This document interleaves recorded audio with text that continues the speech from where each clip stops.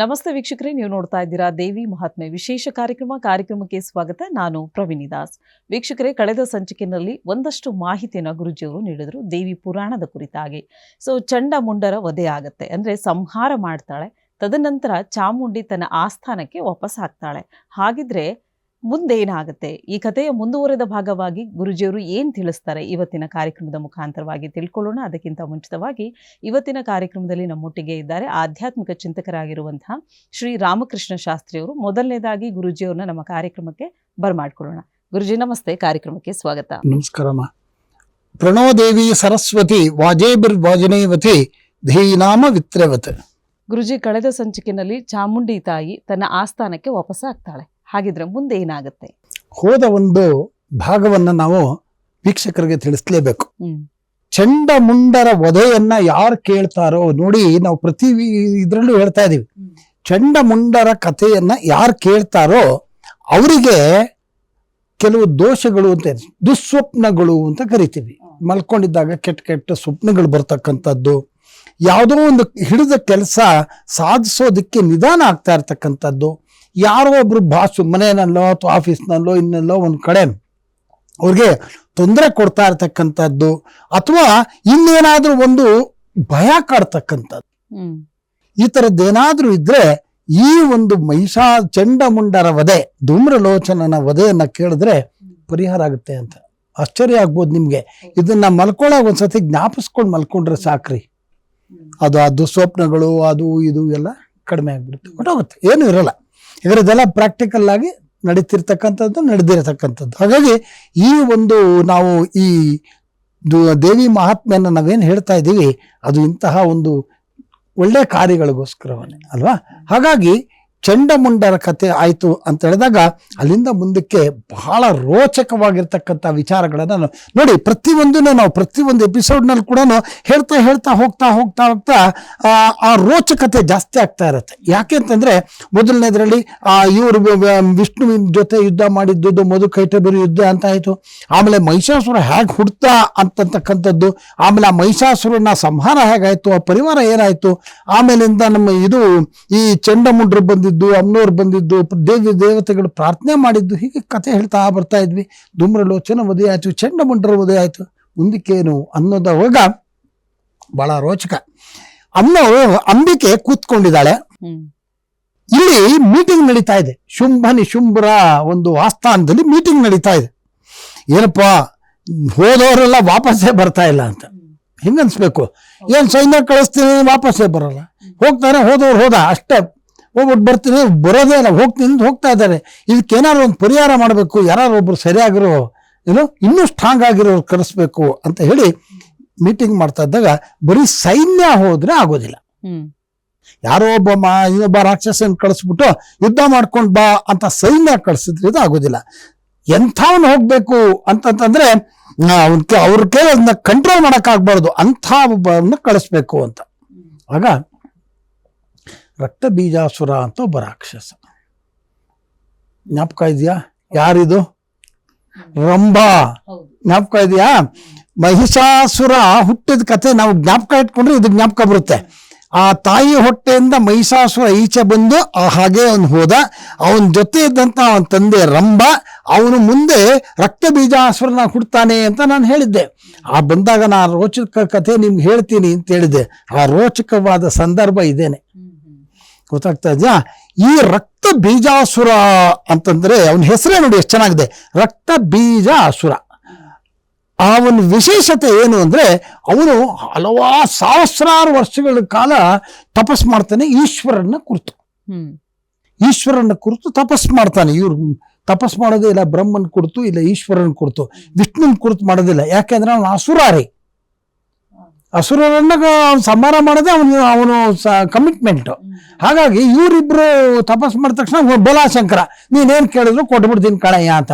ನಿಮ್ಗೆ ಜ್ಞಾಪಕ ಇದೆಯಾ ಒಂದು ಕತೆ? ಇವನು ಭಸ್ಮಾಸುರ ಅಂತ, ನಾನು ಯಾರ ತಲೆ ಮೇಲೆ ಕೈ ಇಡ್ತೀನೋ ಅವನು ಭಸ್ಮ ಆಗ್ಬಿಡ್ಬೇಕು ಅಂತ ಆಯ್ತು ಅಂತ ಅವನ ತಲೆ ಮೇಲೆ ಕೈ ಇಡಕ್ ಬಂದ ಈಶ್ವರ ಓಡೋದು.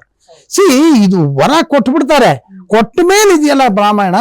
ಹಾಗಾಗಿ ಇವನು ಕೂಡ ಸಹಸ್ರಾರು ವರ್ಷಗಳ ಕಾಲ ತಪಸ್ ಮಾಡ್ತಾನೆ.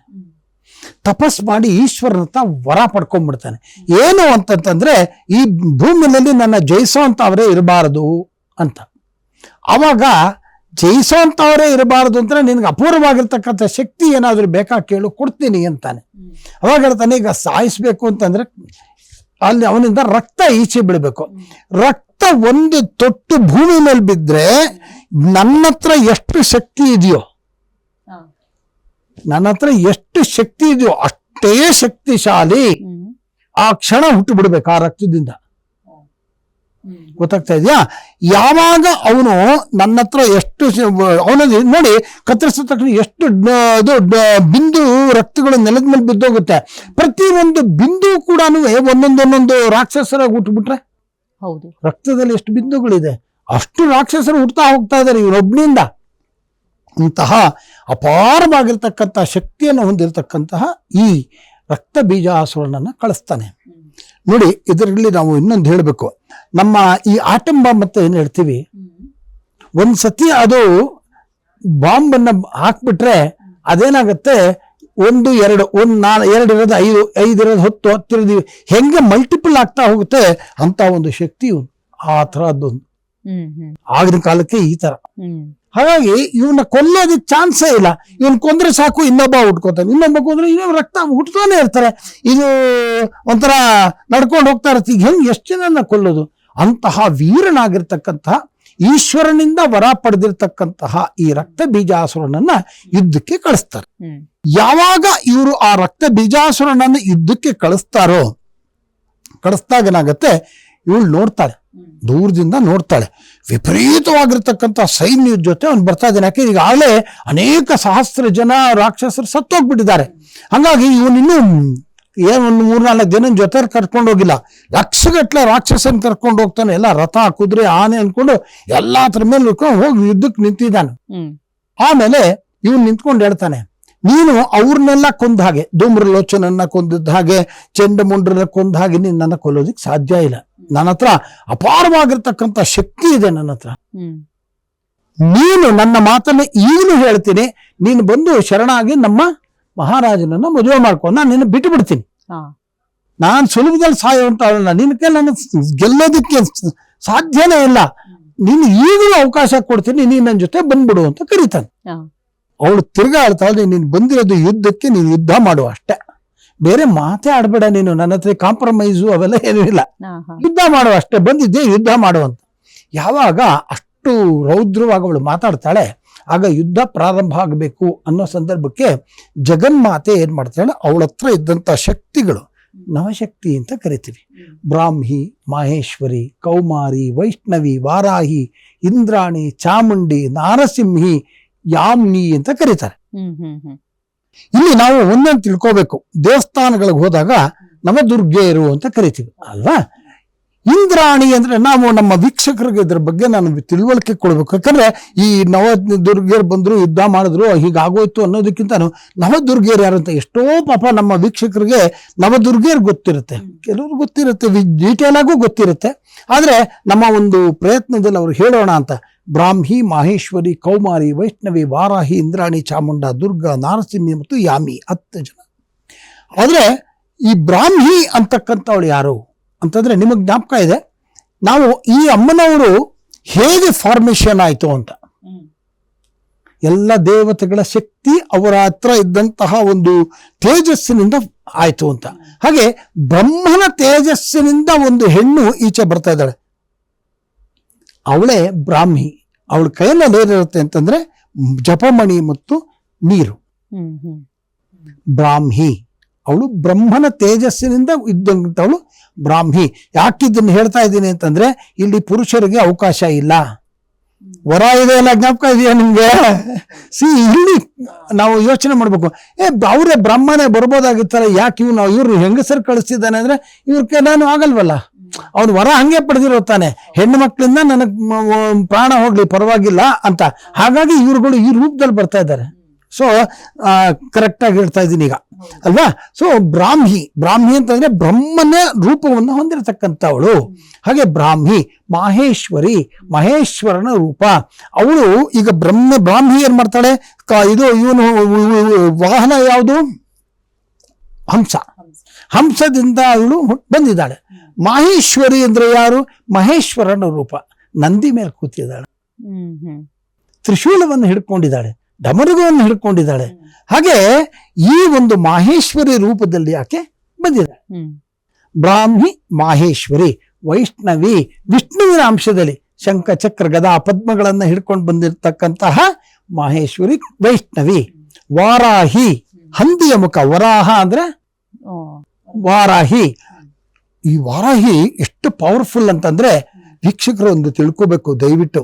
ಈ ವಾರಾಹಿ ಕಾಶಿ ಕ್ಷೇತ್ರದಲ್ಲಿ ಇವತ್ತಿಗೂ ಕೂಡ ಆ ವಾರಾಹಿ ಅಂತ ದೇವಸ್ಥಾನ ಇದೆ. ಯಾರಾದ್ರೂ ಕಾಶಿ ಕ್ಷೇತ್ರಕ್ಕೆ ಯಾತ್ರೆ ಹೋದಾಗ ಇದ್ರ ಮೂಲಕ ಅನೇಕ ವಿಷಯಗಳನ್ನ ತಿಳಿಸ್ಕೊಡ್ತೀವಿ.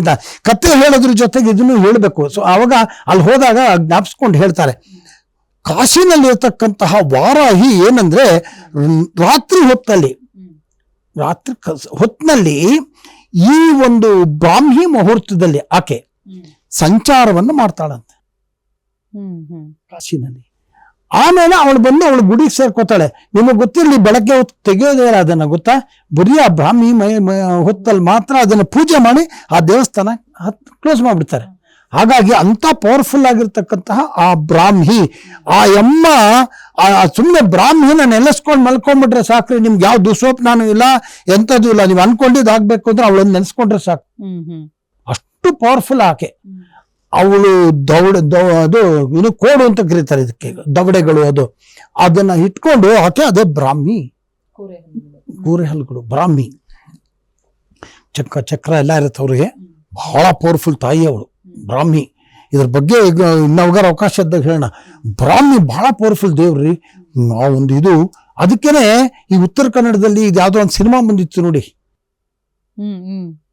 ಆ ಶಕ್ತಿ ರೀ ಅದು ಅಷ್ಟು ಸುಲಭ ಅಲ್ಲ. ಬ್ರಾಹ್ಮಿ ಮಹೇಶ್ವರಿ ಕೌಮಾರಿ ಇದು ಹೇಳ್ತಾ ಇದ್ದೀನಿ ನಾನು. ಹಾಗೆ ವಾರಾಹಿ ಅಂದ್ರೆ ಅವರು, ಆ ವಾರಾಹಿ ಅಂತಂದ್ರೆ ಅಷ್ಟು ಪವರ್ಫುಲ್ ಅವರು. ವಾರಾಹಿ ಇಂದ್ರಾಣಿ, ದೇವೇಂದ್ರನ ರೂಪ. ಕೈನಲ್ಲಿ ಆ ಒಂದು ಅದ್ಭುತವಾಗಿರತಕ್ಕಂತಹ ಶಕ್ತಿ ಅದನ್ನ ಇಟ್ಕೊಂಡಿದ್ದಾಳೆ. ಆಮೇಲೆ ವಾರಾಹಿ ಇಂದ್ರಾಣಿ ಚಾಮುಂಡಿ, ಈಗಾಗಲೇ ಹೇಳಿದೆ ನಾನು ಚಾಮುಂಡಿ ಕತೆ, ಚಾಮುಂಡಿ. ಆಮೇಲೆ ದುರ್ಗಾ, ಬ್ರಾಹ್ಮಿ ಮಾಹೇಶ್ವರಿ ಕೌಮಾರಿ ವೈಷ್ಣವಿ ವಾರಾಹಿ ಇಂದ್ರಾಣಿ ಚಾಮುಂಡ ದುರ್ಗಾದೇವಿ ನೀವು ನೋಡಿದಿರಿ ಆಯ್ತಾ. ಸೊ ಇದ್ರ ಮೇಲೆ ಕೂತ್ಕೊಂಡು ನಾನು ಹುಲಿ ಮೇಲೆ ಕೂತ್ಕೊಂಡು ಮಾಡಿರ್ತಕ್ಕಂಥದ್ದು. ಆಮೇಲಿಂದ ನಾರಸಿಂಹಿ ಅಂದ್ರೆ ಹೆಸರೇ ಹೇಳ್ತಾ ಇದೆ, ಮಖ ನರಸಿಂಹ ರೂಪದಲ್ಲಿ ಇರ್ತಕ್ಕಂತಹ ಆಕೆ, ತುಂಬಾ ಉಗ್ರವಾಗಿರ್ತಕ್ಕಂತಹ ರೂಪ. ಯಾಮ್ನಿ ಅಂದ್ರೆ ಯಮನ ರೂಪದಲ್ಲಿರ್ತಕ್ಕಂಥವಳು. ಹೀಗೆ ಇಷ್ಟು ಜನ ಅಲ್ಲಿ ಅವರು ಪ್ರತ್ಯಕ್ಷ. ಮುಂದೆ ಏನಾಗುತ್ತೆ ಅನ್ನೋದನ್ನ ಕಾದು ನೋಡ್ಬೇಕಿದೆ. ಓಕೆ ಗುರುಗಳೇ, ಒಂದು ಪುಟ್ಟ ಬ್ರೇಕ್ ತಗೊಂಡ್ ಬರೋಣ. ವೀಕ್ಷಕರೇ, ಮುಂದೆ ಏನಾಗುತ್ತೆ ಅನ್ನೋ ಕಥೆಯನ್ನ ಮುಂದುವರಿಸ್ತೀವಿ. ಅದಕ್ಕಿಂತ ಮುಂಚಿತವಾಗಿ ಕಾರ್ಯಕ್ರಮದಲ್ಲಿ ಪುಟ್ಟದೊಂದು ವಿರಾಮ.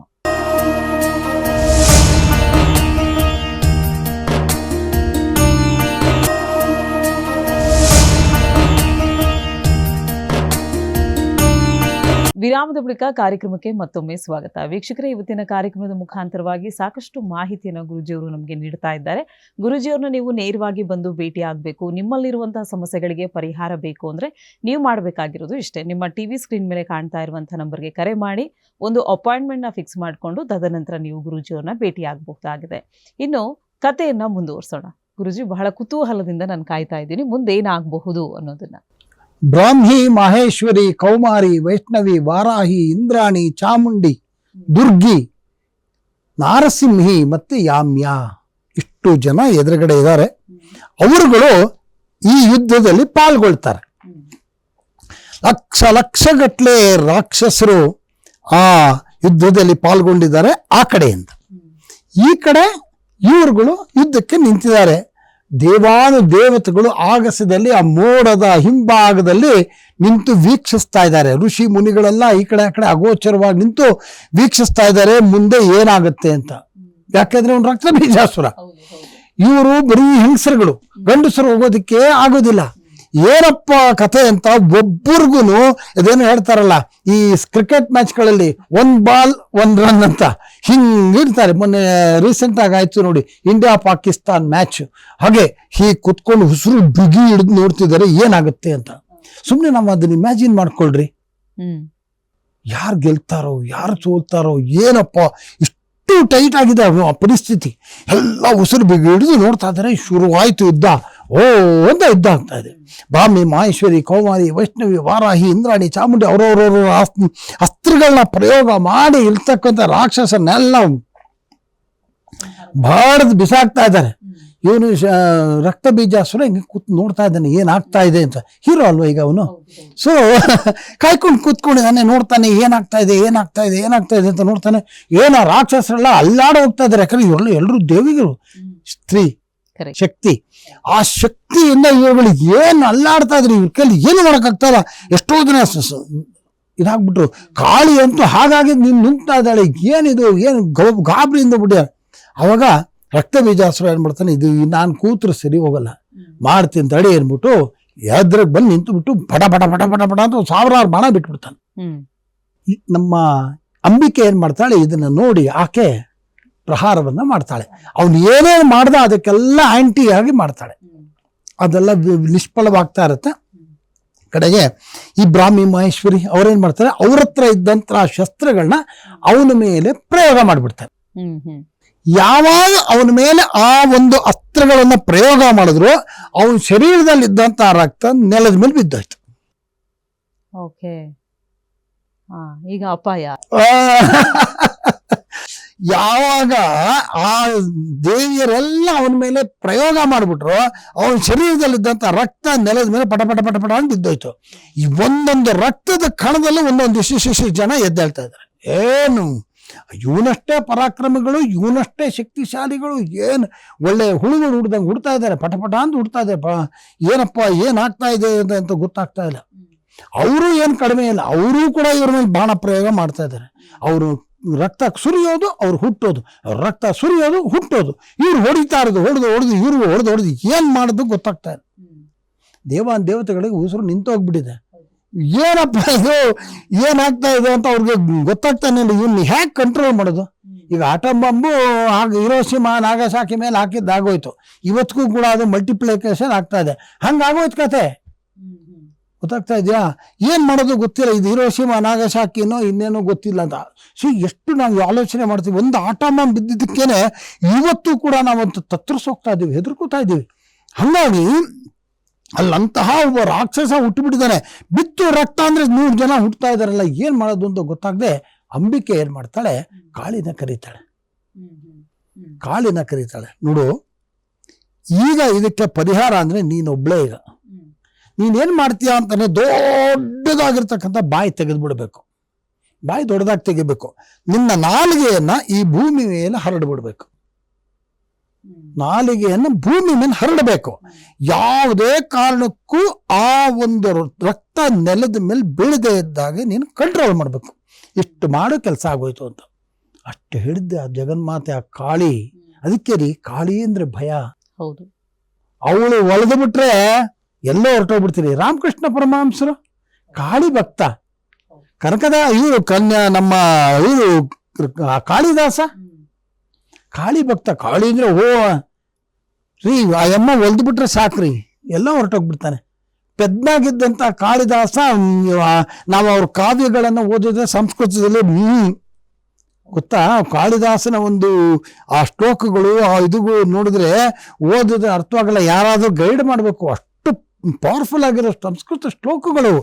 ಅಂತಹ ಒಂದು ಅದ್ಭುತ ನಡೆದೋಗುತ್ತೆ. ರಾಮಕೃಷ್ಣ ಪರಮಹಂಸರು ಹೇಳ್ರಿ.